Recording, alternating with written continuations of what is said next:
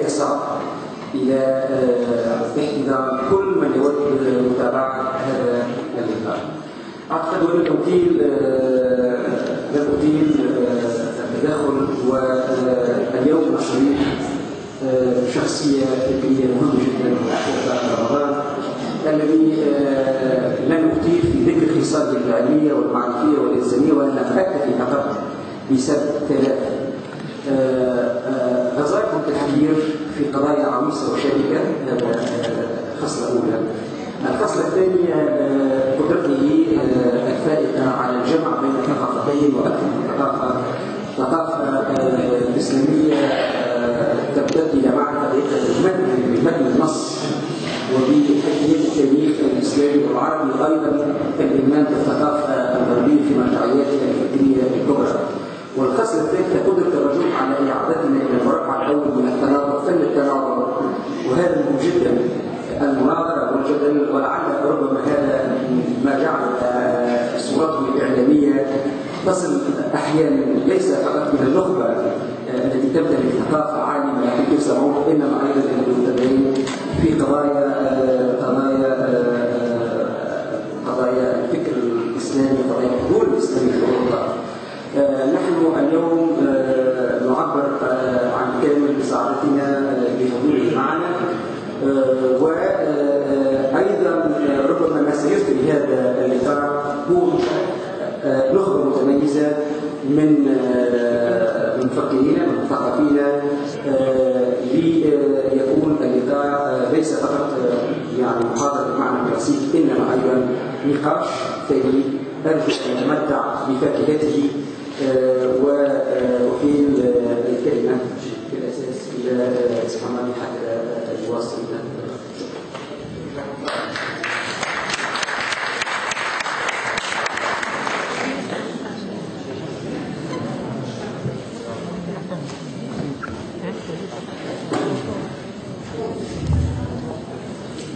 ابو يعرض مرزوق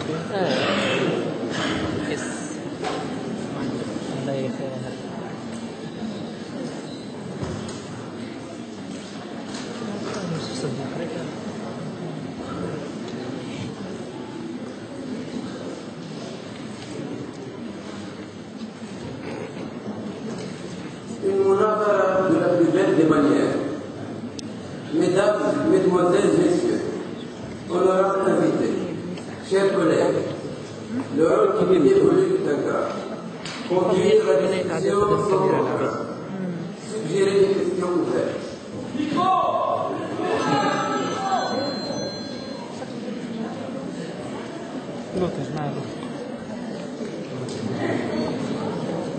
Honorables invités, chers collègues, Mesdames, Mesdemoiselles, Messieurs, le rôle qui m'est dévolu est ingrat.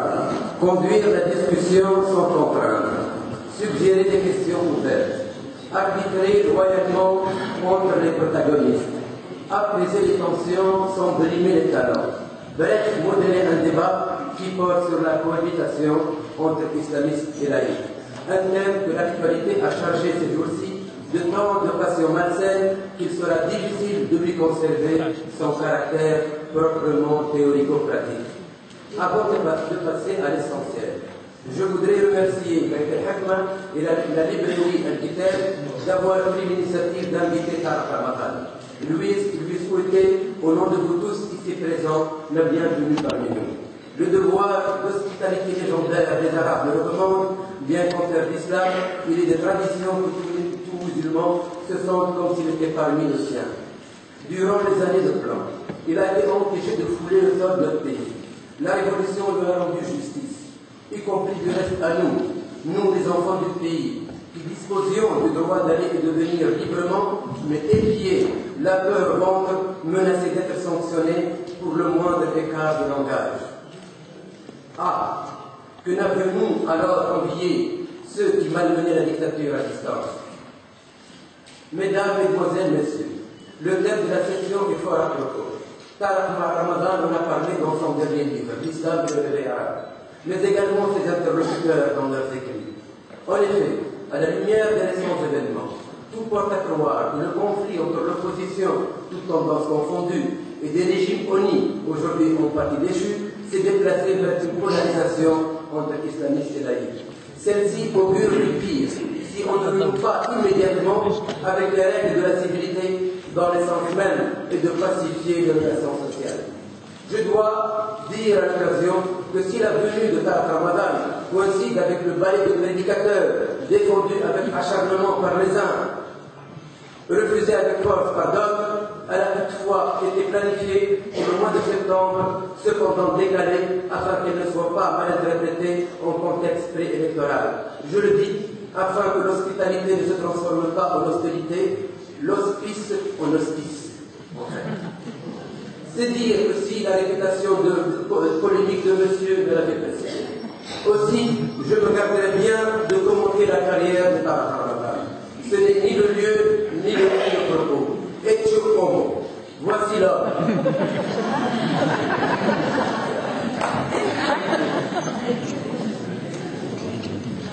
D'un mot, c'est un intellectuel.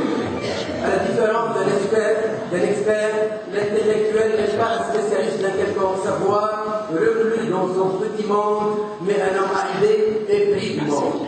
Mais par la qualité indéniable de l'orateur, il a en face de lui, je pense, des intellectuels aussi vaillants, ayant également pris chacun des risques pour disposer du droit de penser librement. Aussi dois-je confesser que je me sens mal à l'aise face à cette difficulté. Comment modérer une discussion entre de sacrés contradicteurs sur un sujet aussi controversé que la coexistence entre islamistes et laïcs? Et je n'ai pas trouvé mieux que cet excursus déontologique sur l'art polémique avant d'essayer les termes aux discussions. Monsieur le ministre m'a précédé sur ce thème. Invoquant les classiques arabes, un peu comme un prémédice réclamant l'esprit protecteur des ancêtres, je me prévauderai de la littérature des séances pour dire que nous sommes en majlis. Substantif du verbe s'asseoir, le majlis désigne nombre de postures, y compris se réunir en assemblée, tenir session et discuter à plusieurs. C'est bien ce que nous apprêtons à faire, réunis non en vacation d'agrément, majlis, mais disons en session théologique, majlis d'élèves. Nous sommes en majlis afin de mener une controverse en langue arabe, munadara, la forme verbale de voir. Deux en un, s'asseoir en majlis pour se faire voir et mener une munadara pour voir. Car si l'œil ne distingue une chose qu'une fois il a bien fixé, l'esprit n'a de une idée qu'une fois y avoir réfléchi. L'islam a élevé la disputation au rang d'un savoir-faire, l'art de la dispute, Adam al-Jadal, et ce dans toutes les branches du savoir. La controverse éprouve le sujet, c'est-à-dire aussi le mettre à l'épreuve de l'inspection rationnelle. Éprouve le sujet de la conversation à travers une parole vive, entre adversaires résolus, dans une sorte de tension que les Grecs appellent l'agon, un mot qui donnera l'agonistique. La monarque soumet sa requête devant une autorité arbitrale, formée d'un duo souvent siégeant ensemble, en séance plénière, le livre de chacun et la raison donnée à tous. Cependant, la discussion sur les classiques obéit à des règles que je me dois de rappeler à toute famille. Et d'abord le devoir de vérité à confirmer par la raison. Apportez votre preuve décisive si vous êtes véridique, dit-on dans le Coran. L'examen rationnel, un nadar, est une injonction divine de ne polémiquer qu'avec la plus belle des manières. À ne pas confondre avec la disputation, al-mujadala, étymologiquement la mise à terre de l'adversaire, qui n'est que vanité et mépris. C'est ce que dit par exemple Abu Hatim al-Razi, un théologien ismaélien, au médecin philosophe de la thèse, dans le majlis des deux races. Ensuite, la controverse ne doit pas servir des dessins malveillants. Ainsi, on est-il des sessions dignitaires, majlis al-Fudur, des réunions d'apparat où les participants ne cherchent qu'à se mettre en valeur, ou encore des sessions d'intimidation, majlis al-Khawf, où l'invité terrorisé ne pense qu'à rien.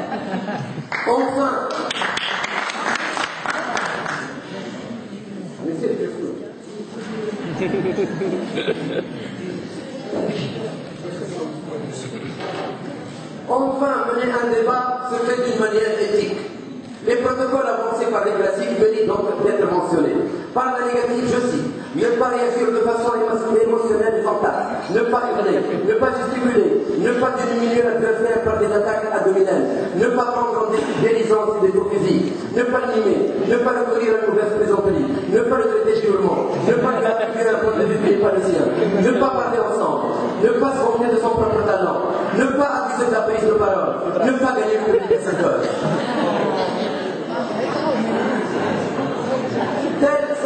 Telles sont les conditions d'une victoire morale à laquelle je confie les participants. Je vous ai averti. À cette fin, je propose au débat 3 séries de questions non contraignantes. La première série de factures sémantiques. J'y insiste car les équivoques qui brouillent l'intercompréhension seront souvent aux limites du langage, comme le disait Wittgenstein. Les questions. De quoi l'islamisme est-il le nom? À quoi se réfère-t-on quand on parle d'islamisme, au singulier ou au pluriel? Et qu'est-ce que la laïcité? Et en quoi diffère-t-elle de la sécularité ou sécularisme? Et qui sont les vrais laïcs? Et pourquoi une telle opposition et pas d'autres contribuent, par exemple, entre l'islam et l'islamisme ou entre laïcs et laïcistes? La deuxième série porte sur les sujets de la controverse. On fait des zones grises qui demandent à être éclaircies. J'y vois pour ma part 6 à 7 résumées toutes en une seule phrase. Une seule question de manière abrupte. D'abord, premièrement, le rapport à l'État. Existe-t-il en islam une théorie de l'État? Et si oui, laquelle? 2. La charia est-elle un corps de règles arrêtées ou une référence ouverte à l'interprétation? 3. La démocratie est-elle une simple procédure ou un ensemble de valeurs? 4. La femme est-elle une personne égale en tout à l'homme ou bien est-elle un sujet social au statut négocié, aux droits fractionnés et au rôle assigné? Les minorités. 5. Jouissent-elles des droits citoyens ou bien sont-elles des communautés? C'est le constitutionnel. Écrasées par des majorités intolérantes. La violence est-elle légitime ou hors la loi? 7. Le rapport à l'Occident, un couple à déconstruire ou à maintenir moyennant quelques aménagements. La troisième série est pratico-pratique, comme disait ça, sur la cohabitation elle-même. Pourquoi tant de tensions et parfois de haine entre islamistes et laïcs? Peut-on rapprocher les points de vue? Comment cohabiter dans la différence? Passer du polémos étymologiquement, la guerre à la coexistence pacifique.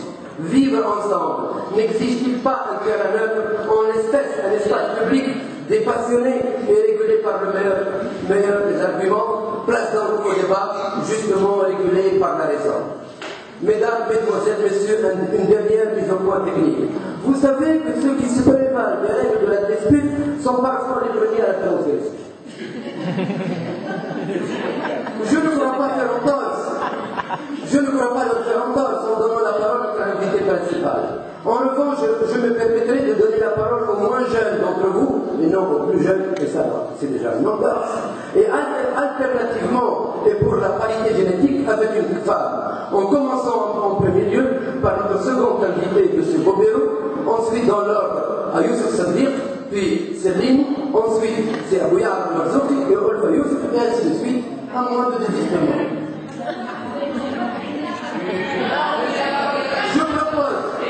Je propose que notre invité parle pendant qu'il a lui-même fixé son propre temps, un quart d'heure, et puis faire un premier tour de table de 5 à 7 minutes pour tout un chacun dans la langue de son choix. La bilingue, comme disait Khatibi, n'est-elle pas une condition post-coloniale? Du moins, nous qui sommes préformés par le monde du langage islamique, cependant formés dans une culture autre. Je vous remercie de votre attention. C'est à la fin.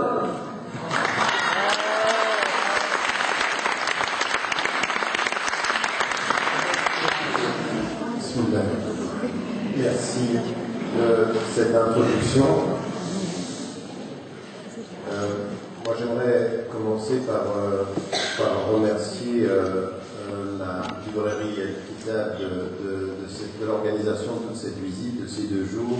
Je vous remercie infiniment d'être aussi présent. Effectivement, ça fait 23 ans que je n'étais pas revenu en Tunisie, et donc l'accueil que j'ai reçu depuis, enfin même avant de venir en fait, fait chaud au cœur, et j'aimerais saluer ce que vous avez réussi déjà à entreprendre depuis plus d'1 année. C'est pas facile, la route est encore longue, mais ce que vous avez déjà fait est important. Je vais rentrer directement dans le vif du sujet parce que 15 minutes pour ma série de 7 questions en une phrase et ça demanderait un long temps de discussion, mais simplement en termes d'introduction, 3 points que je voulais mettre en évidence. Dans le livre sur le réveil arabe, dans sa relation avec l'islam, je mets en évidence que les sociétés arabes, pas simplement la Tunisie, mais toutes les sociétés arabes, sont dans le grand danger de la polarisation, et d'une polarisation instrumentalisée, parfois pour des raisons qui sont bonnes, mais qui deviennent de mauvaises raisons quand elles sont instrumentalisées dans le cadre politique, et qui rendent les choses extrêmement difficiles quand on y ajoute ce que vous avez mis en évidence dans votre introduction, une espèce de passion qui rend sourd, une espèce de surdité dans le débat. On reste à la surface des choses et on n'en vient pas aux discussions de fond. Et on en arrive à des situations, comme je le vois ici en Tunisie, mais comme je l'ai vu aussi en Égypte, ça fait des années qu'on est dans une espèce de débat un petit peu stérile, où chacun des deux camps ne trouve sa légitimité que par l'existence de l'autre. C'est-à-dire que les laïcs sont bien parce qu'il y a des islamistes qui sont rétrogrades, et les islamistes sont égarants de la tradition parce qu'il y a des laïcs qui deviennent de plus en plus athées ou promoteurs de l'athée, puis on n'entre pas du tout dans un débat critique. On ne trouve sa légitimité que par la diabolisation et la création d'un autre qui nous justifie sur le champ politique, mais qui ne nous permet pas de discuter vraiment que proposez-vous au fond pour la Tunisie. Quel est votre projet social? Quel est votre projet politique? Ça, ce sont les vraies questions. C'est pas de savoir, moi, quand j'entends en France que la Tunisie est en danger parce que quand vous êtes dans les rues de Tunis, il y a de plus en plus de femmes qui portent le foulard, ça m'ennuie beaucoup plus sur la pauvreté du débat français que sur la réalité de l'avenir de la Tunisie. Mais malheureusement, certains en Tunisie commencent à importer, à être colonisés par ce discours, et dans les deux sens, il faut en sortir. La deuxième des choses me paraît être une question de méthodologie. Quand on pose des termes comme ceux-ci, ils sont chargés à plusieurs niveaux. Ils sont chargés idéologiquement, ils sont chargés historiquement, et on ne peut pas ne pas passer par la définition des termes. Alors évidemment, vous avez mis en évidence qu'est-ce que c'est que l'islamisme, et vous savez qu'il y a parmi les islamistes des gens qui disent qu'il ne faut pas utiliser islamisme et qu'il faut utiliser musulman, et que vous avez une compréhension du terme qui est polysémique, et que de ce point de vue-là, on doit faire très, très attention à de quoi parle-t-on. Après le 11 septembre, islamiste a voulu dire la violence radicale, la violence extrémiste. Même un livre qui a été un best-seller en Angleterre s'appelle Les islamistes.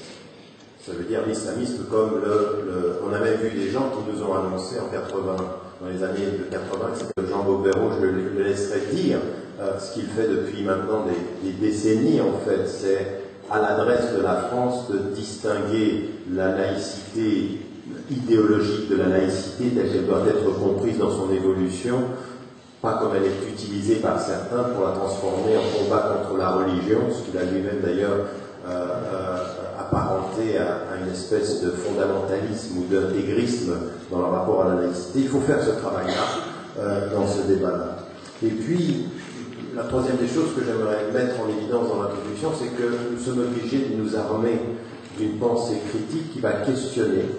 On a le devoir et le droit de questionner tous les positionnements idéologiques, mais il y a aussi des conditions à cela. C'est-à-dire qu'il faut dépassionner ce débat-là, il faut en considérer les contours en termes de terminologie, en termes de substance et en termes d'objectifs. Alors la première chose que je voulais mettre en évidence sur la question de la pensée critique, c'est déjà sortir de ce débat tel qu'il nous est présenté que quand on est laïque, on est forcément démocrate et libéral, et quand on est islamiste, on est forcément arriéré et antidémocrate. Ces espèces de polarisations-là, telles qu'on les entend, et qui viennent dans certains milieux, malheureusement en Tunisie, il faut les briser. J'ai rencontré des Tunisiens laïcs qui ont soutenu la dictature. Et j'ai rencontré des islamistes qui étaient pour la démocratie. Et bien avant qu'on parle de la façon dont vous en parlez aujourd'hui. Donc il faut sortir de ces schémas qui mettent les islamistes d'un côté d'une référence islamique rétrograde et conservatrice, tellement conservatrice sur le plan moral qu'elle ne pourrait pas être démocrate sur le plan politique, Et il faut sortir de cette idée qu'il suffit d'être laïque au sens de libéral religieusement pour être libéral politiquement. C'est pas pareil. On peut être très libéral religieusement et très dogmatique politiquement. Très rapidement, en acceptant très rapidement la rhétorique qu'on a eue parmi tous les dictateurs, c'était vrai en Égypte, c'était vrai en Tunisie, on disait « mieux vaut moi le dictateur que ces fous islamistes ». Et on nous a vendu ça pendant des années, ça a valu la prison et la torture à certains. Et aujourd'hui, on doit sortir de cela. Donc si on en sort, c'est pas pour qu'après on soit sorti de la dictature, qu'on revienne et qu'on passe son temps dans la polarisation. Donc le but de ce que je dis dans le livre, la 3e et 4e partie du livre, c'est de dire l'un des objectifs, il faut sortir de la polarisation superficielle, sortir des faux débats en posant les termes du débat. Et j'insiste sur deux choses. La terminologie est importante parce que la terminologie, c'est définir les termes. De quoi parle-t-on quand on parle de cela? Et ensuite, poser les termes du débat, c'est comment on voit le monde, comment on perçoit les choses. Donc je fais les termes, c'est pour comprendre les mots, les termes du débat, c'est comment on comprend le monde, comment on comprend les questions politiques de l'heure. Et moi, ce que j'aimerais mettre en évidence par rapport à ça, c'est que par rapport dans les prisons égyptiennes, nous sommes dans les années 50, il y a une vraie question. Il y a une question de ceux qui se sont opposés à la présence britannique sous la colonisation et qui ont pensé qu'ils allaient libérer le pays et qui se retrouvent dans les geôles de Nasser. Or, Nasser est musulman de religion, mais il est oppresseur. Comment l'appelons? Comment faut-il l'appeler? Il y a un mouvement qui va dire qu'il est plus musulman. Un homme qui est un dictateur, il est sorti. Et on a eu ce mouvement du takfir, qui était de sortir tous ceux qui politiquement n'avaient pas une attitude. Et parmi les frères musulmans à cette époque-là, il y en a d'autres qui ont dit non. Nous sommes tous musulmans, mais nous qui sommes en prison maintenant, on a un projet social. Et on a un hadaf siyasi, on a des objectifs politiques. Et il dit Nahnu muslimun wa nahnu hahuna fi sijn islamiyyun. Et c'est de là que vient le terme ensuite de islamiste, au sens nous avons un projet politique. Donc normativement et même théologiquement, c'est important, ça théologiquement et légalement. Quand vous déterminez que tout le monde est musulman, si vous revenez à l'histoire du fiqh, la relation aux musulmans, elle est basée sur des contraintes très très claires du point de vue de l'attitude sociale. Donc moi j'ai aucun problème à parler d'islamiste à partir du moment où j'entends par islamiste celle ou celui qui a un projet social et politique, qui va du rapport à sa société au rapport à l'État, et qui veut, et c'est ça une des questions qui est très importante dans ce que vous avez posé, qui veut que le référent islamique ait une influence sur la gestion de l'État. Comment il va avoir une influence? Toute la question elle est là. Quel type d'influence? Est-ce que c'est une influence dogmatique qui s'impose par le haut, ou est-ce que c'est une influence éthique qui peut orienter les prérogatives de l'État? C'est toute la différence. Et donc là déjà, on parle de la norme. Quant à la question de la laïcité ou des laïcs, l'idée qu'on ne sait pas, parce que là encore, il y a des musulmans, ils répondent à cette question de façon totalement simpliste, disent la laïcité, c'est distinguer l'Église de l'État. Or, comme en islam, il n'y a pas d'Église, donc on ne peut rien distinguer. Donc on ne va pas faire la séparation. C'est pas ça la réalité. La réalité de la laïcité, c'est distinguer deux ordres d'autorité. Deux ordres d'autorité. Il y a un ordre d'autorité dans la religion qui peut venir d'en haut, c'est-à-dire ce que l'on a nous dans quoi? L'aqida, la foi, et les éléments de la foi, et l'ibadat, dans tout ce qui est la pratique. Et dans ces éléments-là, l'autorité vient d'en haut pour la musulmane et le musulman, ça met un awar, c'est-à-dire on comprend que c'est comme ça qu'on va suivre.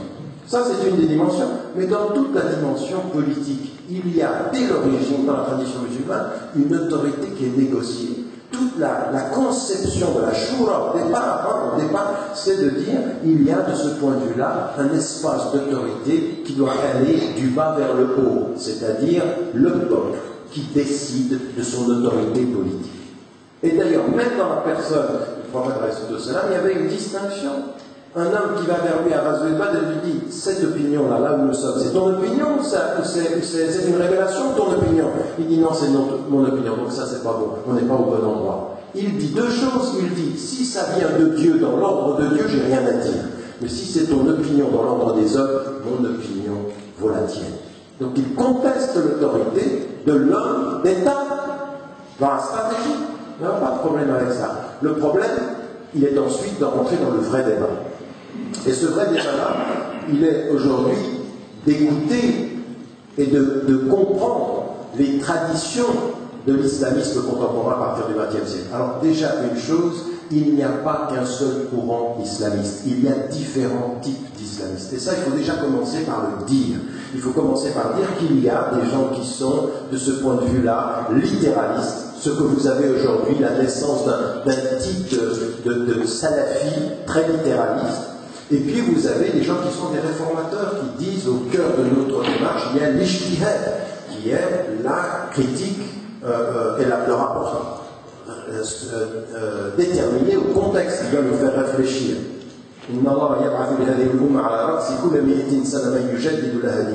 Cette dimension du hadith du prophète qui dit qu'il y a qu'est-ce qu'il dit? Il dit, c'est pas le texte qu'on va changer, c'est notre compréhension des choses. Donc on ne reste fidèle que quand on évolue. Et donc il y a des courants islamistes, et aujourd'hui ici en Tunisie, vous avez ceci, vous avez cette réalité-là, et il faut l'entendre. Il faut aussi comprendre une chose, c'est que les mouvements islamistes sur les 100 dernières années, si on prend leur histoire, ont beaucoup évolué. Mais il faut aussi qu'on comprenne qu'ils étaient dans un contexte particulier. Il y a un discours qui était tenu contre les colons. Il y a un discours sur la notion même de Dawla al-Islamiyya. Et Dawla al-Islamiyya en 1930, en 1940, quand elle est dit, elle est par opposition à la présence du colon. C'est notre identité contre votre présence. Et qu'aujourd'hui, on entend de plus en plus une évolution qui va vers dire des Dawla al-Madaniyya. Alors là, l'état civil, tel qu'il nous est présenté par certains islamistes aujourd'hui, c'est là où il faut poser la vraie question. Qu'entendez-vous par état civil? Quel type de relation avez-vous avec la référence islamique? Est-ce que c'est une référence dogmatique ou est-ce que c'est une référence éthique, c'est-à-dire qu'elle a un cadre? Et là, on rentre dans une troisième dimension, qui est une dimension sur laquelle, en tout cas, une société majoritairement musulmane, la Tunisie est une société majoritairement musulmane, donc le référent religieux, vous ne pourrez pas le jeter. Il faut composer avec, il faut composer dans le respect de la diversité des tendances. Il faut composer avec. C'est le destin de la Tunisie. On ne fera pas sans le référent musulman. J'ai toujours dit en France et en Europe, je dis, si vous voulez éliminer le référent musulman d'une société majoritairement musulmane, vous ne pourrez le faire que par la dictature et la mort. Et si vous êtes une société véritablement démocratique, il faut composer avec. Et composer avec, c'est poser les vraies questions. Qu'est-ce que ce sera, ce référent? Et là, il y a un terme qui est très important. La dimension de la charia. Et là aussi, c'est l'épouvantail que l'on utilise. Je suis désolé, encore une fois, il y a plusieurs façons de comprendre la référence à la charia, parce qu'il y a différentes lectures également. Et donc, de ce point de vue-là, j'aimerais aujourd'hui qu'on aille beaucoup plus dans ces vraies questions, qu'on comprenne l'évolution des mouvements, qu'on comprenne la diversité de ces mouvements, et que, de ce point de vue-là, on se pose la question de l'état de droit, que l'on pose la question de la démocratie aujourd'hui. Mais c'est vrai qu'ils ont évolué. Il y a certains mouvements, il y a 40 ans, ils n'utilisaient pas le terme démocratie. Ils disaient démocratie, il y avait cette l'islam, bien sûr, et maintenant ils le disent. Alors, est-ce que ce ne sont que des manipulateurs, ou est-ce qu'ils évoluent? Est-ce qu'ils comprennent mieux? Et parce que dans l'expérience historique, moi je peux vous dire une chose, moi je viens d'une famille qui était complètement dans l'islamisme. Et ce que j'ai entendu moi d'Al-Ilmaniyya, ce n'était pas ce que j'ai entendu en France. C'est-à-dire que ce que je disais dans le travail et que je lisais de Jean Bomero n'est pas l'expérience égyptienne. Pourquoi? Parce que l'expérience égyptienne de la laïcité, qu'est-ce que c'est? C'est pas du tout la pluralité politique. C'est l'État qui contrôle la religion et qui met en prison ses opposants. C'est la séparation de l'autorité en mettant l'autorité de l'État sur l'autorité de la religion et tous les opposants en prison. C'est une séparation des autorités mais sans démocratie.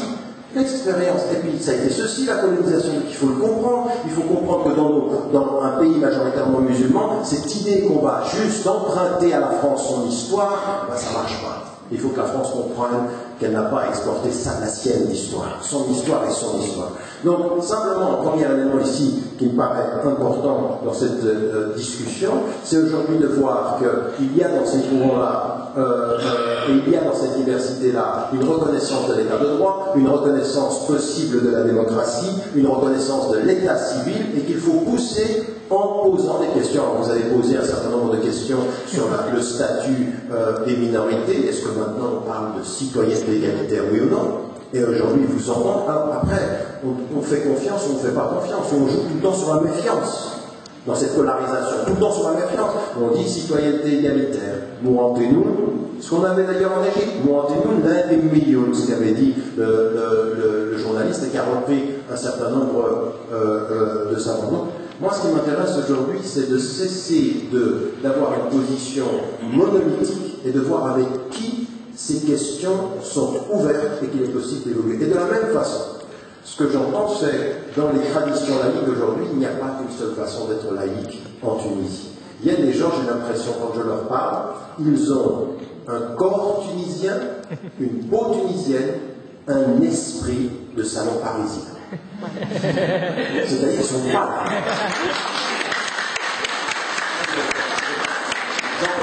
J'entends par là. C'est-à-dire que toute leur réflexion, elle vient d'un schéma qui est complètement biaisé. C'est-à-dire qu'ils ne voient même pas leur société.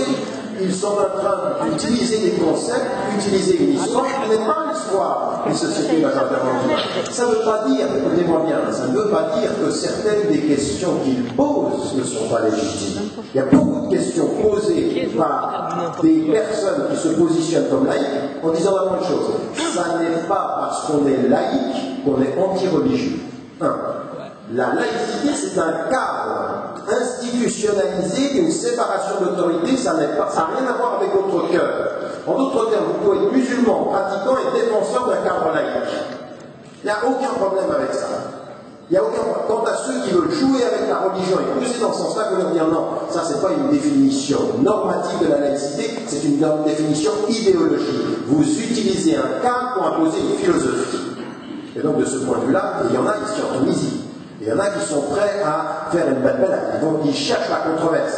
Et en faisant ceci, ils empêchent le débat. Ils empêchent qu'on évolue dans un débat. Donc il faut entrer dans un rapport critique. Effectivement, ce que vous avez mis en évidence, c'est-à-dire quel va être l'état de droit. Comment va-t-on avoir un rapport? Comment va se constituer, se produire le cadre législatif? Qui va avoir? Où est l'autorité au fond? Comment va se constituer l'autorité? Ça, ce sont des questions. Mais je terminerai, c'est ma conclusion, par ceci.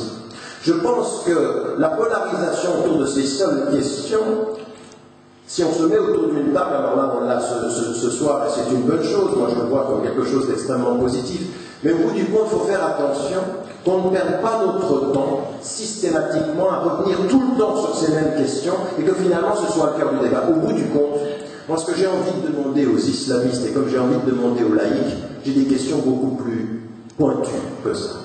Et ce que j'ai envie de mettre au milieu de la table, c'est ne me dites pas simplement comment vous lisez le Coran, comment vous ne lisez pas le Coran, combien il y a de femmes dans une question. Quels sont aujourd'hui les problèmes majeurs auxquels fait face la société tunisienne?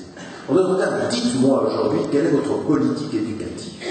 Dites-moi quelle va être votre politique de l'emploi. Parce que moi, que vous me citiez le Coran sans avoir une politique de l'emploi, ça ne me va pas. Mais que vous citiez Rousseau comme grand esprit.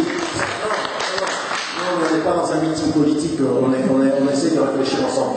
Mais que vous citiez Rousseau, que vous citiez les grands esprits français ou Voltaire, et que vous n'ayez absolument, en me disant que vous êtes un grand rationaliste, mais que vous n'êtes pas forcément un fin politique, ça ne me va pas non plus.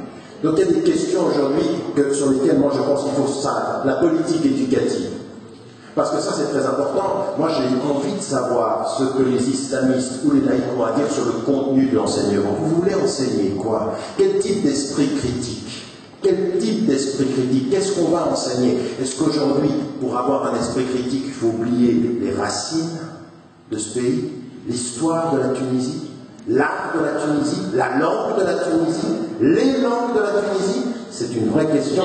Dites-moi votre politique éducative et je saurai si vous répondez aux vraies questions de la Tunisie plutôt que d'être dans la polarisation sur la question de l'emploi. Un grand nombre de laïcs sont pour l'ouverture et puis finalement ils envoient leurs enfants où?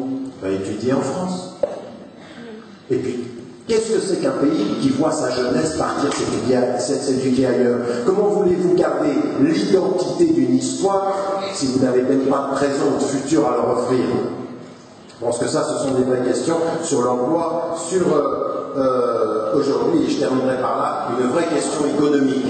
La vraie question économique, parce que la stabilité de la Turquie passera aussi par ces décisions. Quand je vois aujourd'hui, moi j'ai un vrai problème avec certains courants islamistes aujourd'hui, mais ce n'est pas simplement sur l'Algérie islamien, c'est sur leur choix économique, qui sont prêts à fonctionner avec la Banque mondiale, avec le Fonds monétaire international, avec le capitalisme dominant, et puis d'un autre côté, ils ne proposent absolument aucune alternative. Ça, ce sont les vraies questions sur quel type aujourd'hui de position la Tunisie doit avoir dans un monde multipolaire. Se dégager de l'influence française ou de le seul lien avec la France, non pas pour tomber dans celui des États-Unis ou de la Chine, mais utiliser la diversité des partenaires économiques pour déterminer une indépendance. Voilà des questions qui me paraissent plus importantes.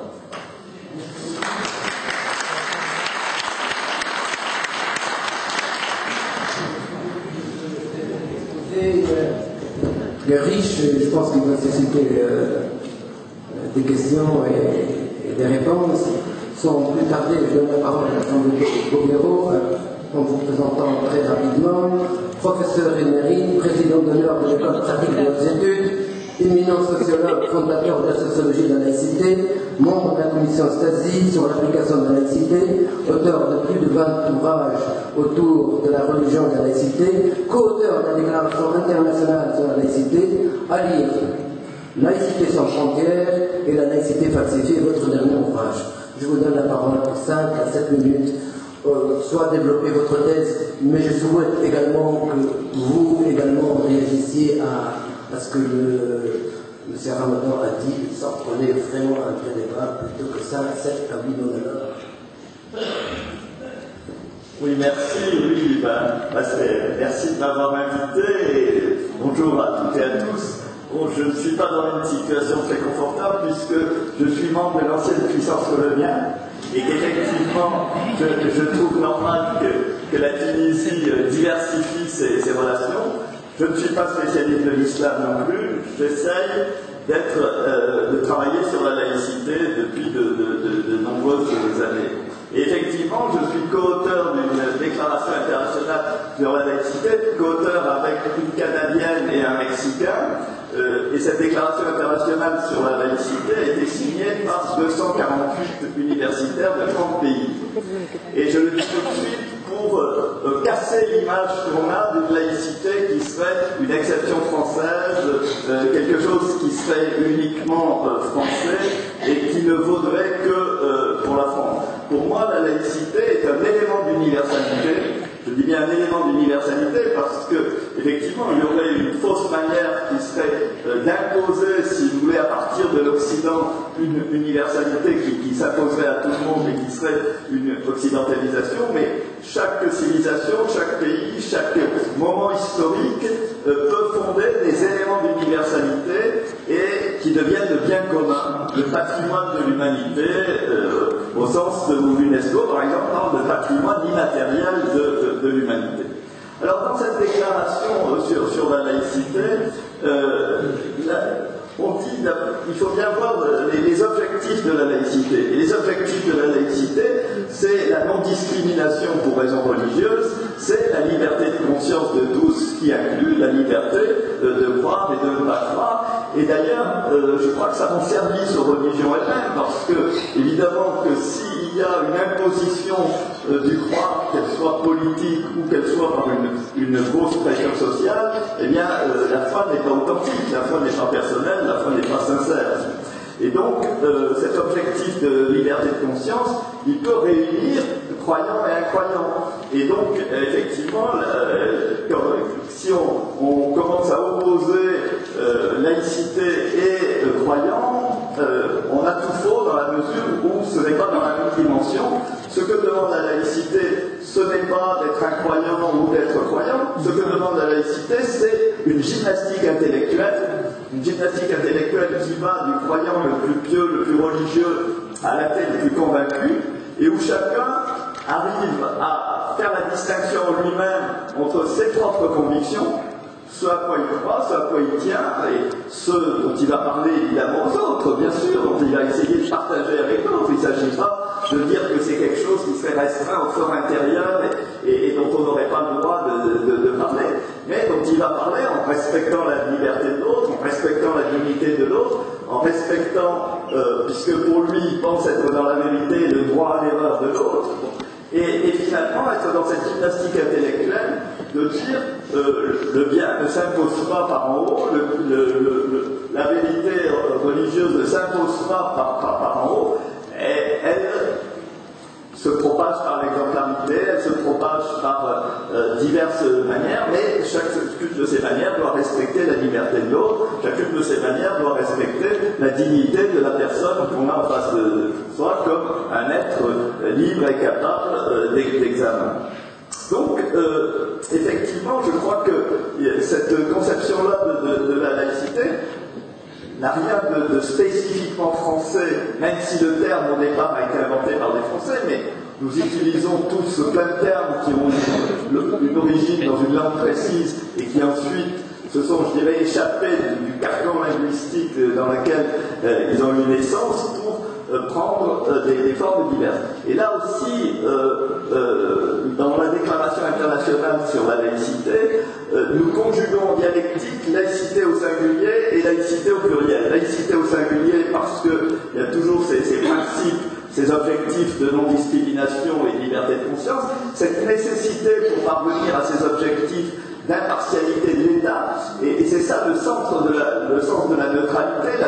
La neutralité, c'est pas l'aseptisation de l'espace public de toute dimension religieuse, ça c'est quelque chose qui ne peut être obtenu que par des régimes autoritaires, voire totalitaires, mais c'est le fait que l'État est un arbitre, et que les gens, la société civile et ses différentes composantes sont comme les acteurs d'un match de football, et que l'État, lui, il est comme l'arbitre, qui ne marque pas de but, qui n'empêche pas que des buts soient marqués, mais qui fait respecter les règles du jeu pour que le jeu soit loyal, pour qu'il puisse se dérouler en toute loyauté.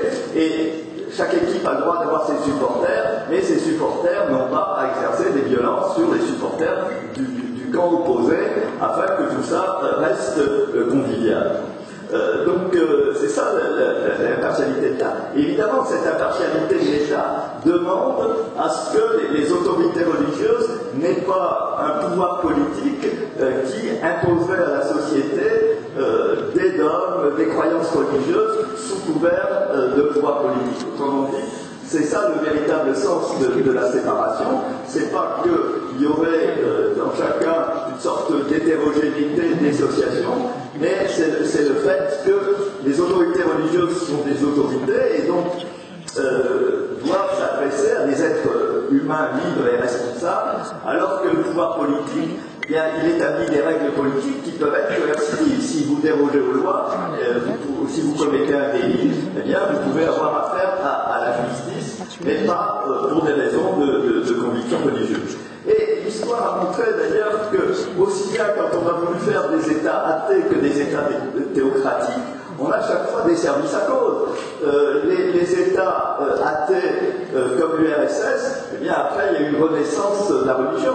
Et moi quand j'ai fait des cours en URSS, justement dans ce qui n'était plus l'URSS, mais la Russie, un collègue m'a dit les grands-parents étaient communistes, les parents sont mafieux et les fils sont orthodoxes. Et je crois que ça résume assez bien un petit peu, évidemment l'évolution de toute la Russie, mais ce qui s'est passé. Inversement, en Espagne franquiste, où le catholicisme a été un dogme d'État, eh bien, quand le franquisme s'est effondré, la religion s'est effondrée en même temps que le franquisme, parce que la religion a aucun intérêt finalement à être étroitement associée à un pouvoir politique, dans la mesure où le pouvoir politique forcément ira, parce qu'il rencontre des problèmes difficiles, comme ça a été dit, des problèmes d'emploi, des problèmes d'éducation, des problèmes de pauvreté à résoudre, des problèmes d'égalité, etc.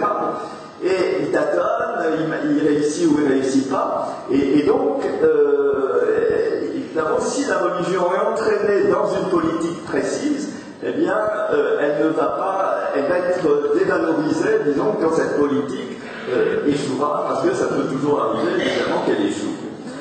Donc, quand la France a connu cette alternance, disons, entre cléricalisme et anticléricalisme, entre gens qui voulaient instaurer un État où le catholicisme soit vraiment la religion un peu qui s'impose, et puis l'anticléricalisme qui des fois tournait à l'anti-religion et qui voulait mélanger, disons, la libre pensée comme option personnelle et puis le pouvoir de l'État. Et la loi de 1905, la loi de séparation des églises et de l'État, a été un compromis historique qui a enlevé toute officialité à l'Église catholique, mais qui a donné beaucoup plus de liberté parce que, en fait, c'était le politique qui contrôlait le religieux au XIXe siècle. Le religieux essayait de faire une mainmise sur l'État, et il était étroitement en même temps contrôlé par le politique. C'était je te tiens, tu te tiens par la mère Michel, comme le disait une caricature. Et donc, ce compromis historique a permis de pacifier les esprits et progressivement, si vous voulez, les catholiques sont entrés dans un jeu politique démocratique. Alors, dans ce jeu politique démocratique, il y a eu des partis démocrates chrétiens. Et donc, effectivement, il y a eu des partis qui avaient une référence religieuse pour leur action propre et qui faisaient une action politique au nom de valeurs qui étaient liées à leur croyance. Mais, je dirais, il y a toujours eu une dissociation entre parti et État. Et le moment, disons, clé, c'est l'alternance. C'est-à-dire qu'un parti a tout à fait le droit de se référer à des valeurs religieuses, à condition qu'il entre bien dans le jeu démocratique, et puis qu'il puisse gagner et perdre des élections. Et que la démocratie reste avec ses problèmes d'alternance ou pas. Et donc, oui, je pense qu'on va devoir conclure. Et donc, si vous voulez, sans vouloir calquer une expérience sur une autre, et moi, je vous l'ai dit dès le départ, je parle de ma compétence, donc de l'expérience européenne et nord-américaine, eh bien, je pense qu'il y a intérêt à prendre des comparaisons et à s'informer aussi de ce qui s'est passé au niveau du processus. Alors que si un livre, que si c'est la meilleure vente, un vêtement, que si on le vend à des millions de gens, etc. Ce qui crée un conformisme social, un mimétisme social, et ce qui évacue les convictions, quelles qu'elles soient. Et donc il devrait y avoir une alliance des gens qui sont pour le droit aux convictions et contre cette société qui évacue le sens. Ça, c'est le premier point. Et le deuxième point, je pense que c'est très important que dans un pays laïque, il y ait un dialogue entre ce qu'on pourrait appeler les libres penseurs et les libres croyants. Et ce dialogue au niveau intellectuel nourrit une culture laïque et laisse ouverte justement la question du sens et donne à chacun des éléments de liberté de choix pour choisir en conscience ce qu'il veut croire. Je vous remercie.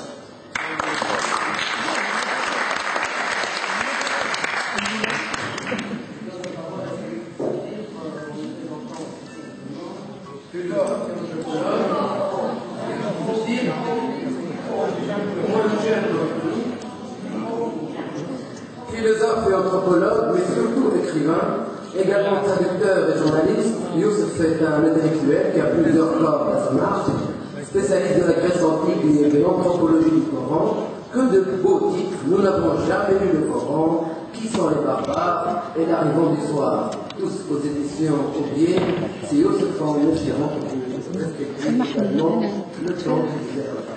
Merci beaucoup. Moi, je suis depuis la Révolution en Tunisie sur cette question très précise, qui fait partie de ma spécialité, extrêmement gêné dans mes encours. Parce que les islamistes ne m'aiment pas du tout, parce que de temps en temps je prends une bière. Et les gens de gauche, mes amis, mon terreau de pensée, commencent à douter profondément de moi. Il y en a même qui m'ont écrit que j'étais devenu islamiste. Donc, ma position est extrêmement difficile sur ce plateau-là et devant ces gens-là. Mais, sous la houlette, ou sous la modération, ou sous la présentation de Régis Debray. Et mes deux amis, je peux les dire parce qu'ils sont très connus, Mahmoud Hussein, de leur pseudonyme commun, comptaient vraiment que je sois de leur galerie. C'est-à-dire que si je lève le doigt pour intervenir, c'est pour les défendre. Et j'ai levé le doigt, et c'était pour les attaquer, pour dire que Tarek Amara avait raison. Parce que c'est sur un point très précis, ils ont fait l'éloge de Kant, de Descartes, et moi, je ne suis pas cartésien. Je peux être kantien ou hegelien, mais pas du tout cartésien. Et je l'ai dit, ils étaient absolument abasourdis.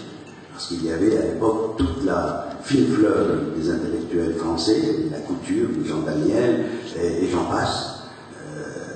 Ils comptaient sur moi, et je les ai, parce que j'étais dans le domaine de la pensée, je les ai un peu trahis. Et il faut trahir quand on pense, de temps en temps. Même trahir ses amis, trahir ses affections, trahir ses passions. Et je n'hésite pas à le faire. La deuxième est beaucoup plus importante. J'étais chez moi, Leïla Shahid de Bruxelles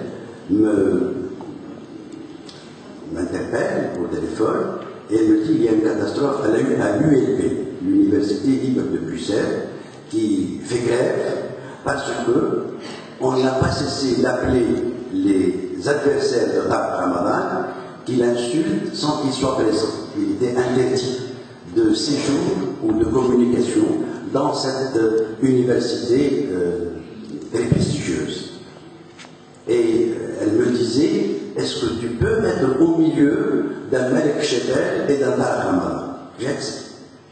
Et au cours de la discussion, qui réunissait quelques 1500 présents, c'était un immense amphithéâtre, j'ai compris pourquoi je me trouve sur cette question de la laïcité et de l'islamisme extrêmement à l'étroit. Parce que j'ai constaté que d'aucuns intellectuels arabes, tunisiens, algériens, du moins musulmans, vous allez certainement faire un rapprochement avec d'autres, veulent survoler la question de l'islam. La survoler sans la traverser. Nous avons, je vais vous dire comment on a essayé de la traverser, ça n'a pas marché ou ça s'est arrêté. On a failli la traverser comme penseur, du temps de Ali Abdelazar, du temps de Taha Hussein, et à un certain moment, de Taha Hadel, bien sûr, même de Fahal, que les Français ont emprisonné en 1904 parce qu'il a fait une lecture du Coran, dont on a perdu le texte arabe, pour menace de l'ordre public, tellement elle était progressiste et une lecture absolument moderne. 1904, vous figurez-vous, 1900. Donc, cette traversée de la question islamique, la gauche, Montero, je le répète, Montero de formation depuis les années 60, où j'ai commencé à étudier à Paris, ne l'a pas fait, il ne voulait pas le faire.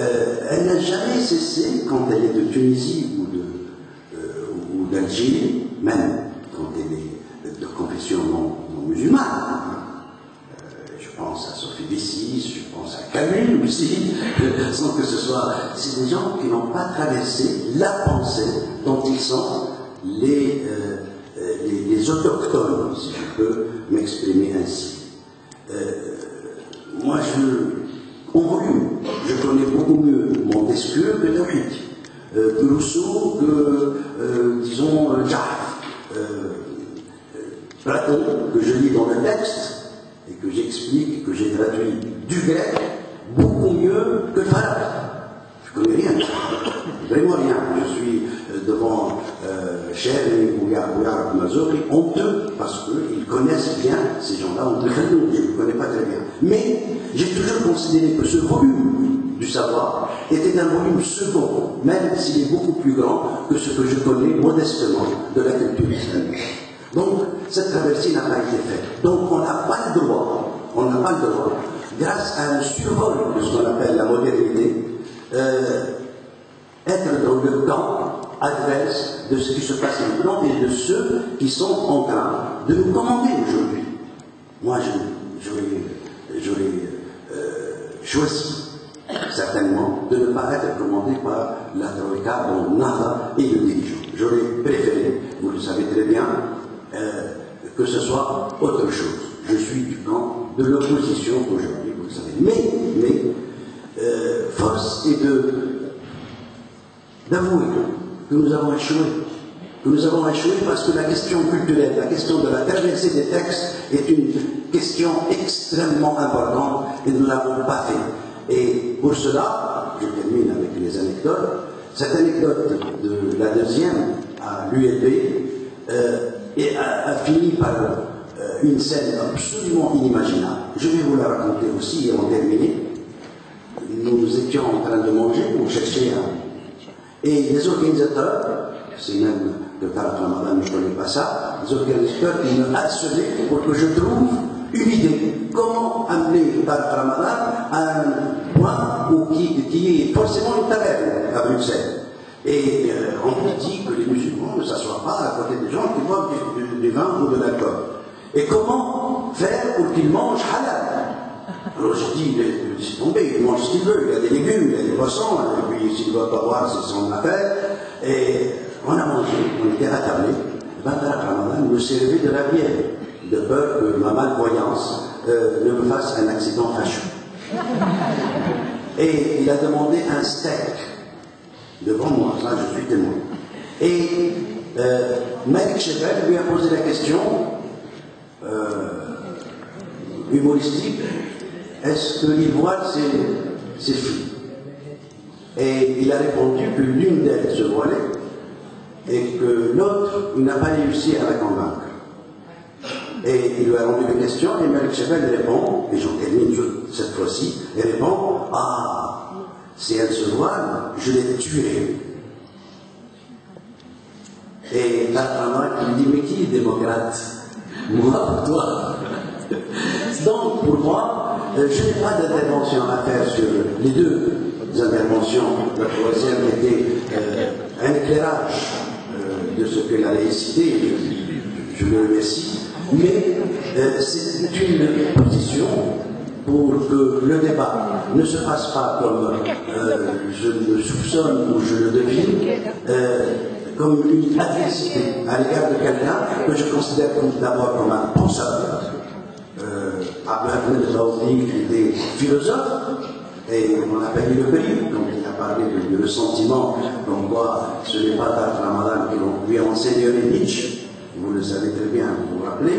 Donc pour moi, pour la modération, je participe un peu à la modération en vous recommandant de poser des vraies questions à Tarak Ramadan et de le assumer pour que la réponse soit une réponse précise, mais de ne pas rentrer dans la polémique. Je vous remercie. مشاركة أو مخالفة. أريد أن أبين نقطة وأتجاوزها لأنها جديرة بالتحديد، هي أن الإخوان ينتمي إلى النظام، وهذا النظام يستمد تاريخه منذ العشرينات. معناه نظام قرابة قرن الحداثي، وهو نظام ملتزم بقيود هذه الفرقة. لعل أهم ما في هذه الفرقة هي أنها تنطلق من مسلمة إصلاح الفرد وإصلاح المجتمع. إذن الإصلاح والدعوة متلازمان في هذه الفرقة، ولا يمكنك أن تفرق بين الداعية والمصلح. هذه نقطة ثانية في هذه الفرقة. ما هي السمة؟ وستجدونني كأني أتحدث عن أخواننا. سمتهم المرونة، وذلك بالبحث عن الثغرات التي تسمح لهم بالخروج بحلول ولا يقفون عاجزين. كثيرا ما أشبهها لطلبتي بمعجون الأسنان، أنبوب معجون الأسنان، عندما تضغط من هذا الجانب يهرب من الجانب الآخر ولا تستطيع أن تمسك فيه. صعوبة أخرى في التعامل مع هذه الفرد أو هذه الطائفة، وجود هيئات أخرى موازية لها استقلاليتها ولها مكانتها، ولكنها تتعامل معها. وهنا أستحضر ما شئتم واستحضاره، لأن الوقت لا يسمح لي وسيد الرئيس ينظر إلي شكرا.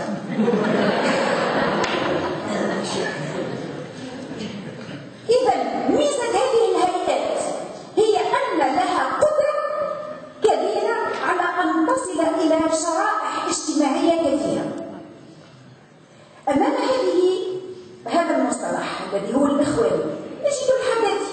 من هو الحداثي؟ الحداثي لا ينتمي إلى طائفة سياسية. الحداثي وأكثر الحداثيين مخبويون، لهم مناهج. الحداثة نسق ولا نجد فيه الالتزام، بل إن الحداثي لو التزم لما صار حداثيا بالنسبة إلي أنا، لأنه يحاور الواقع ويحاور حاضره ويحاور الأوضاع الثقافية ويحاور كل ما يواجهه، ولذلك هو مبدع دوما. الحداثي مبدع. وعندما أقول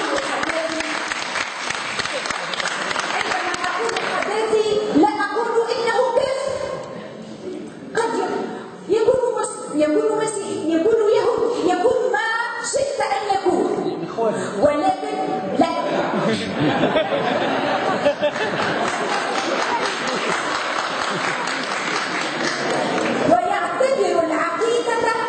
ويعتبر العقيدة شأنا خاصا. ما رأيكم مثلا؟ أعطي مثال. ما رأيكم أنا في بيتي أشغل الكانون وأقوم بالبخور حتى أبدع وأكتب، وأنا حدثي، هذا لا يناقض ذلك.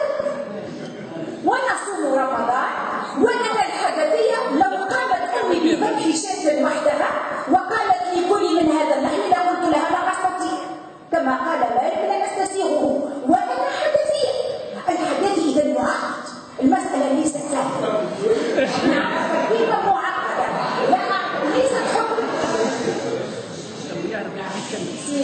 سيعرف فاجأتك ربما هذا شيء. إذا هذه العلاقة بين الحداثي والإخوان تطرح جملة من الإشكاليات. الإشكالية الأولى: ما هي الأرضية التي سيقوم عليها هذا التعايش؟ تعايش الحداثي مع الإخوان، بل هل نجد أرضية أمام هذا الافتراق في المواقف؟ خليني نختم. هل يمكن الاتفاق على مرجعيات يحتكم إليها الاثنان؟ ونحن في بلادنا إذا ما احتكمنا إلى هذه المرجعيات ننشئ معا مشروعا موحدا قد يكون هو الدستور. هنا أعود إلى المرجعية. مرجعية هذه فقط هي الإسلام هو الحل. ومن هذا المنطلق معناه نلاحظ أن كثيرا من المريدين لهذه الفرقة يشعرون بالراحة عندما ينطقون بالإسلام هو الحل. لماذا؟ وينادون إلى جانبهم بالدولة المدنية والنظام المدني والمجتمع المدني، ويتحدثون عن الديمقراطية وعن المساواة المرأة بالرجل وما إلى ذلك. لماذا يشعرون بالراحة؟ لأن أكثرهم لم يتلقوا التعليم التقليدي الديني، ليسوا على اطلاع، ولأن أكثرهم من تلقوا علوم أخرى كالهندسة والطب وما إلى ذلك، ولما يقتربوا من هذه النصوص القديمة.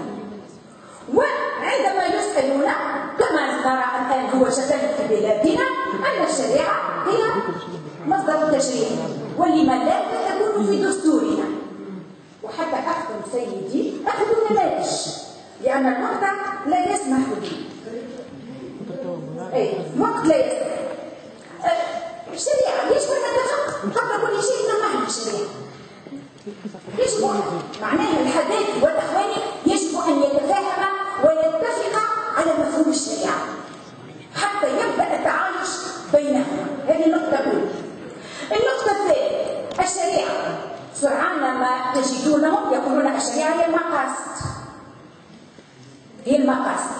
يقول سي طالبي يقول القراءة لا ليكتور فيكتوريال دو قرآن، معناها القراءة السهمية للقرآن. والأستاذ رمضان عبر عنها في كتابه وقال من ضمن هذه الأمور معناها المشروع إذا ما صار مطبقا باعتماد المقاصد وأصول الفقه. هنا لدي أسئلة. المقاصد مقاصد الرشد، نحن مصيبتنا هو أنه كلما نطق بلفظ مقاصد إلا والمصيبة إلى الرشد. وهل فتح واحد منكم يوما بداية مجتهد ونهاية مقتصد الرشد؟ نجد الحديث عن المقاصد صفحة واحدة، صفحة واحدة، وتلك الصفحة صارت سند كل من يريد أن يتحدث عن المقاصد. وإذا ما نظرنا في الفقه والأحكام الفقهية لابن رشد نجد ونكتشف رجلين، رجل في الورقة الأولى تحدث عن المقاصد، والفقيه المنضوي إلى المذهب المالكي كأني لا أعرفه، وإذا ما أخفيت اسمه يمكنك أن تقول صحيح أو غير. أعطي مثال لذلك، وإن كانت الشريعة هي هذا هو مثال الحلال والحرام في اعتماده، فعند ذلك يجب أن نتفق. يقول ابن رشد في قضية الدين في بداية المجتهد، يقول تساوي المرأة الرجل، بما أننا نتحدث عن المساواة، تساوي المرأة الرجل في عقلها من الشجاج والأعضاء. ما معناه العقل؟ إذا ما قطع لها أصلا، هذا هو العقل، معناه ديتها إلى أن تبلغ ثلثا، فإذا بلغت ثلث الدية عادت إلى النصف دية الرجل. ما معناه؟ أفسرها لكم. يقطع عند الفقهاء إذا ما قطع للرجل إصبع ديته 10 إبل، إصبعين 20، المرأة نفسها تساوي 3 أصابع، الرجل 30 من الإبل، المرأة نفسها قطع لها 4 أصابع. في المنطق والقياس إذا ما طبقنا أصول الفقه ستكون 40 لا، أو من الإبل لا، تعود 20. هذه هي الشريعة التي سنطبقها. هذه نقطة استفهام.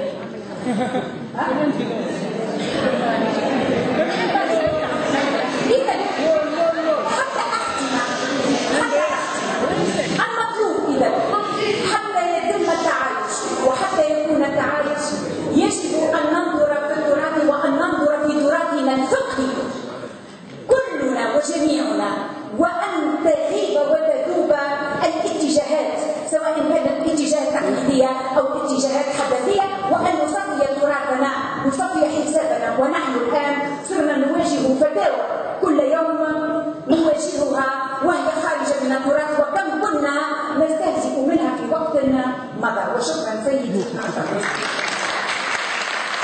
Extrêmement tranché et bienvenue de reste pour animer ce débat. Sans plus tarder, je donne peut-être à Sir Bouillard la parole. Philosophe, je le présenterai ainsi. Philosophe, polyglotte, auteur prolifique, à l'œuvre polymorphe, plus de 100 textes au total. Razel et Ibn Khaldoun lui sont proches, mais je crois que ce n'est pas l'essentiel. Marzouk a un projet en tête, participer à la fondation d'une philosophie islamique dans un cadre universel, et ce à travers l'unité de la pensée religieuse et philosophique, Wahdat al-Fikr al-Dini wal-Falsafi, le titre l'un de ses ouvrages. Il est aujourd'hui député à l'ANC sur la liste Nada, et là je lève ma main. Allez-y. Heureusement qu'il n'a levé que sa main. بسم الله الرحمن الرحيم. السلام عليكم ورحمة الله وبركاته. Pour ne pas rajouter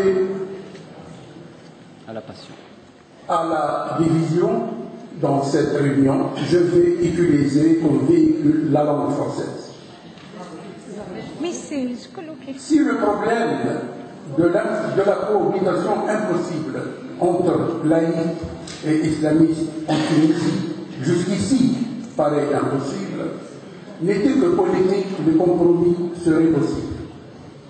Car les politiciens sont toujours capables de trouver des compromis. Il me semble que le problème de la division qui déchire le tissu tunisien est deux fois plus profond que l'aspect politique de cette question. Aussi vais-je essayer de voir les raisons qui rompent le dialogue entre ces deux cultures. Il vaut mieux dire qu'il y a deux cultures en Tunisie. Le dialogue entre ces deux cultures me paraît très trébuchant, très difficile à fonder en raison et même éthiquement. Quelle est la nature de la cohabitation que nous cherchons et qui semble difficile?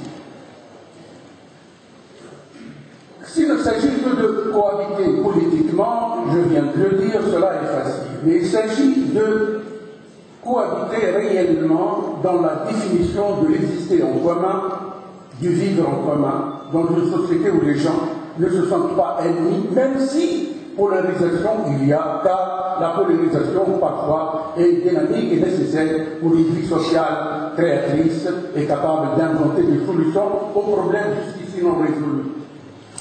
Il me semble que la division qui se trouve en Tunisie a deux raisons d'être qu'il faut analyser pour la dépasser. Le premier est historique, la première raison est historique, la seconde est épistémologique. Et je vais commencer par la seconde. Il me semble que si ceux qui prétendent être modernes, comme affirme Madame Sémé, ou laïcs, dans les termes classiques de la définition de cette tranche de notre société, continuent à penser que la raison est capable d'un savoir absolu de la vérité, ils ne peuvent être que dogmatiques. Et donc, c'est un obstacle épistémologique qui rend impossible tout dialogue dans la société tunisienne. Tout laïc tunisien qui croit que la raison est capable de se substituer à une possible autre source de voir le sens de la vie et du monde ne peut être que dogmatique, il ne peut s'allier qu'avec une dictature corrompue à la manière de Ben Ali.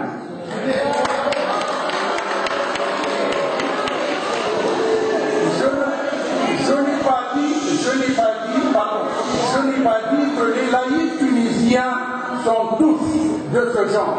J'ai dit tous ceux qui le sont ne peuvent être que comme ça. Je n'ai pas dit que les laïcs tunisiens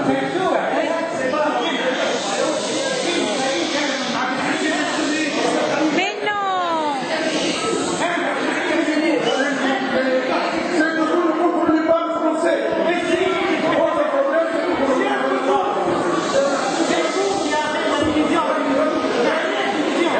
Eu disse, aliás.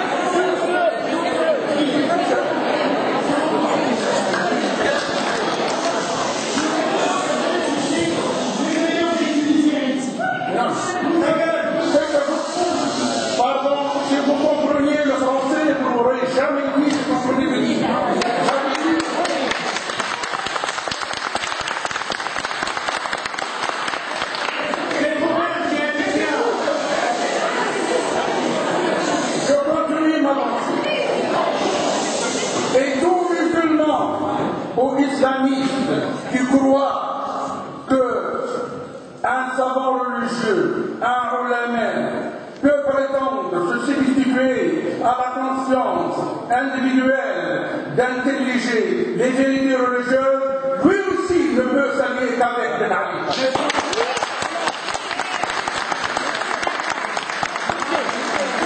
Et cet obstacle est un obstacle épistémologique. Dès le moment où on commence à comprendre que et la raison et la connaissance autoritaire des religieux sont des connaissances relatives, ils ne peuvent prétendre à la vérité absolue, l'entente devient possible. Deuxième question, elle est historique, elle n'est pas épistémologique. Si les valeurs de l'islam n'avaient pas été entachées par des siècles de décadence, les musulmans seraient nécessairement des gens qui, comme Ibn Khaldoun, comme Ghazali, comme tous les philosophes arabes, des gens qui ne peuvent pas prétendre à une connaissance absolue de la vérité religieuse et donc qui seraient capables de s'entendre et de vivre en commun et d'accepter ce que le verset 48 de la Maïda affirme comme obligation de l'État islamique, permettre à toutes les religions de pratiquer leur foi dans l'indépendance et la liberté absolue. L'islam est la première religion à avoir reconnu la liberté de penser, la liberté de croyance, la liberté de foi, et non seulement la liberté intime, mais aussi publique, c'est-à-dire la pratique de leur religion.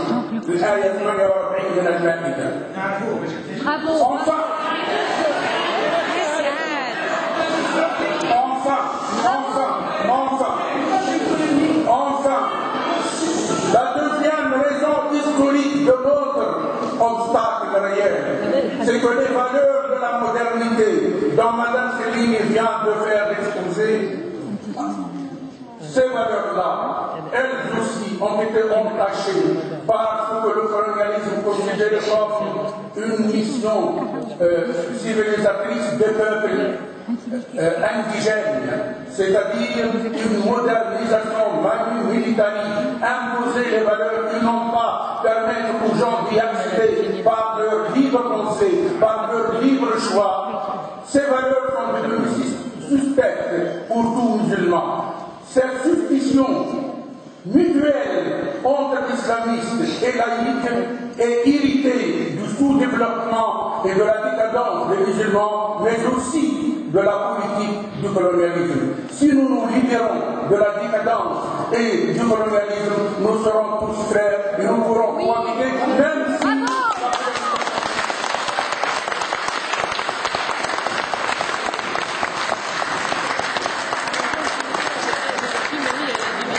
Elle a défini c'est entre laïcité, division entre laïcité et d'après elle, je suis c'est pas un jeune tunisien. Je ne vais pas commenter le propos de Salia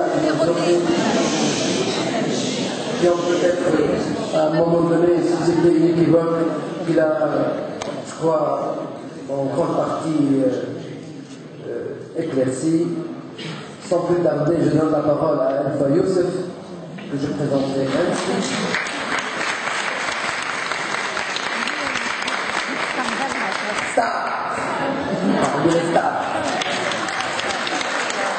Docteur d'État en littérature arabe, mais ouverte aux sciences humaines, la linguistique et la psychanalyse. Elle est l'auteur d'un ouvrage remarquable, Le Coran au risque de la psychanalyse, Albin Michel 2007. Sa thèse sur la pluralité des sens, des significations dans le Coran avait abordé le sujet du point de vue herméneutique. Déconstruire, dit-elle, mais dans le désarroi.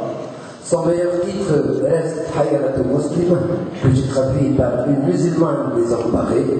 Depuis 2008, objet d'une polémique aussi insolite que le trouble qui a animé son écriture d'Afat Zolé.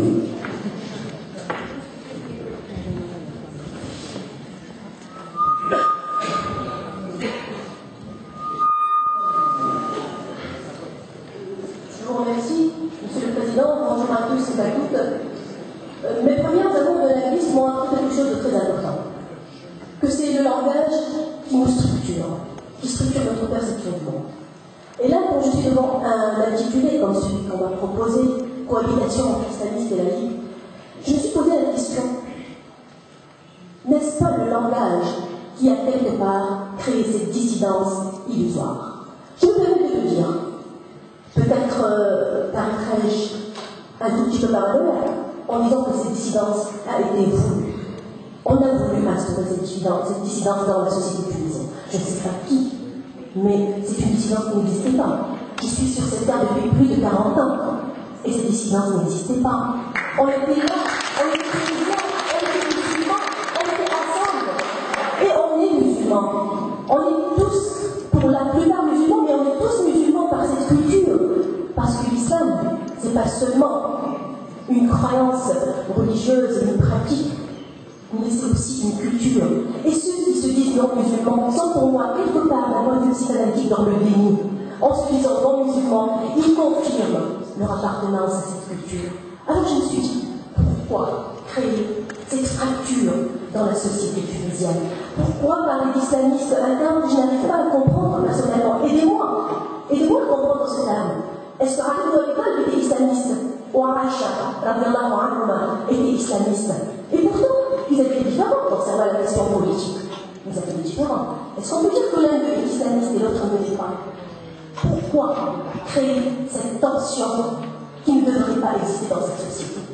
Nous sommes une société qui avons besoin de penser l'avenir. Oui, M. Takranor, nous ne posons pas des questions concernant l'emploi, concernant l'éducation, parce que justement, nous passons notre temps à parler dans des tables rondes comme ça, de l'islamisme, de la laïcité, de la cohabitation, qui sont des sujets, pour moi, fantôches. Fantôches parce que la religion est là. Cessons de créer cet épouvantail qui ressemble un peu à l'épouvantail qu'on créait avant. Avant, on disait que ce sont des islamistes qui nous menaçaient. C'était un épouvantail, bien sûr. Aujourd'hui, on dit que la religion nous menace. Eh bien non, la religion n'est pas menacée. On est musulman. Je suis musulmane, mais hélas, je ne suis ni islamiste, ni laïque. Alors, devrais-je aller habiter ailleurs? Avec qui devrais-je habiter?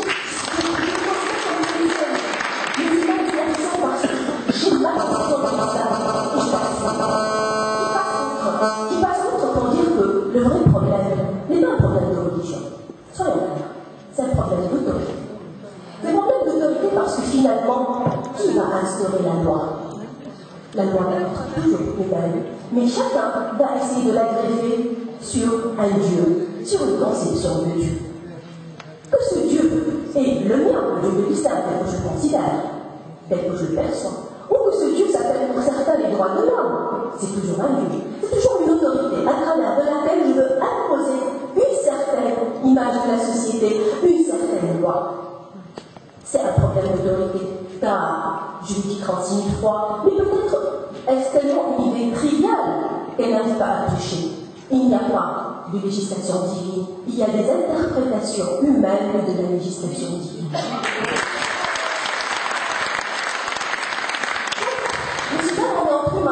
Entendons-nous que nous sommes dans un consensus relatif que dans la conception de la charia, il y a une pathologie qui peut aller, comme beaucoup le savent, de la confirmation de la peine de mort, comme à son annulation, en se basant sur la charia, en se basant sur le shirk, qui peut aller de la lapidation, comme sanction pour l'adultère, jusqu'au pardon, qui a été prôné parfois par le prophète lui-même.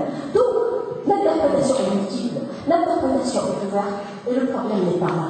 Le problème est d'essayer de dépasser cette charge belliqueuse qu'on a les uns envers les autres. Cette charge belliqueuse peut être affirmée ou montrée d'une manière très séductrice. Elle peut paraître à certains comme un enjeu très important. Et je vais vous dire pourquoi. J'ai une petite lecture. La troisième question qu'a posée M. le Président, pourquoi cette tension? Elle me parle de raison. Je vais admettre avec vous qu'il y a des islamistes, ou ceux qui se considèrent comme étant des islamistes, et ceux qui se considèrent comme étant des laïcs, des modernistes. Tout simplement, on a deux syndromes dans cette société aujourd'hui, et on a intérêt à les dépasser. Le premier syndrome, c'est celui de mes amis, parce qu'ils sont mes amis aussi. Mes amis islamistes, qui ont été longtemps victimes. Ils ont été victimes d'une n'ont pas eu le droit à la parole. Ils ont été torturés. Ils ont été emprisonnés. Ça, c'est un fait. Enfin, et comment ils ont vécu cela? Est-ce qu'ils sont arrivés à faire leur résilience? Un terme psychanalytique très connu de Cyrano. Est-ce qu'ils sont arrivés à accepter ce malheur terrible qu'ils ont vécu d'une autre manière que d'essayer de le faire vivre aux autres ou d'endosser aux autres la responsabilité de ce qu'ils ont vécu, quand bien même ces autres, dans peut-être un mandat de parti, n'ont rien fait pour eux? Est-ce qu'ils ont réussi à leur résilience? Est-ce qu'ils vont passer le reste de leur temps à parler de cette sacro-sainte légitimité qu'ils revendiquent, Chalaïa, qui est plus pour moi la légitimité de la souffrance que celle des élections? Et je sais de quoi je parle parce que je suis proche d'eux. Donc pour dépasser cela, il faut que les amis islamistes dépassent le statut du syndrome de Moïse, étant victime de la séparation de sa mère, d'être belle, d'être entre deux peuples que personne en fait ne l'accepte. Qu'est-ce qu'il a voulu faire, Moïse? Il a voulu parler à Dieu. Il a voulu accéder à la sacro-puissance, la sainte puissance imaginaire. Eh bien, il n'a pas réussi. C'est ce que veulent quelque part les islamistes tunisiens inconsciemment. Ils veulent accéder à cette puissance imaginaire que tout le monde leur dise oui, vous avez raison, oui, vous avez souffert, oui, vous avez été torturés, oui, nous sommes tous avec vous, et qu'on en finisse, et qu'on en parle. J'espère qu'un jour, ils feront leur résilience et qu'on les aidera tous à faire leur résilience pour dépasser ce syndrome-là. Mes amis laïcs, mes amis modernistes, eux aussi ont un petit problème. Ils ont pendant des années vécu seuls. Pas les seuls, dialogués seuls. Ils étaient les stars de cette société. Et là, comme les frères de Joseph, ils se rendent compte que celui qu'on a mis dans le puits, il est là, il revient. On l'a mis dans le puits, mais les islamistes, on n'avait pas arrivé à le faire taire. Et à chaque fois que je parle avec mes amis laïcs, ils me donnent en me disant mais je ne reconnais plus mon pays, mais cette personne-là, où était-il? Et ils disent parfois dans les cercles restreints ah, s'ils étaient restés là où ils étaient, c'est-à-dire dans les prisons, ils disent.